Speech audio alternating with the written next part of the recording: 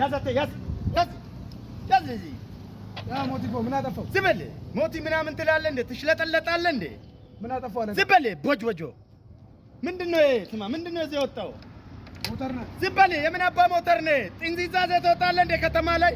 ስማ ስንት ሚሊዮን ብር አውጥተን የሰራነው አስፋልት እኮ ነው። ኧረ አለቃ ምን ዝም በል ሰው በሪቦ እየወጣ አይደለም እዚህ ላይ ሼም ውስጥ ለውስጥ እየሄዱ ነው። አንተ በዚህ አንተ ጀነሬተር ይዘህ ትወጣለህ ከተማ?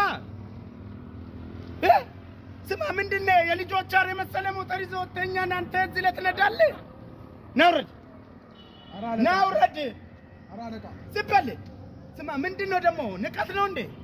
ሄልሜት ታውራኝም ንቀት ነው? ለምን ሄልሜት ምን ፊት ነው ልትነን? ኧረ እስባካ ወንድ ስማ አሁን 18000 ብር ጄኔሬተር ከተማ ውስጥ ይዞ በመግባት ልጻፍብህ ወይስ በላይነሽ ጋር 10000 ብር እቁብ ትጥላለህ?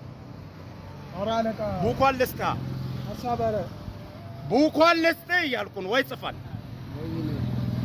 እስፓካ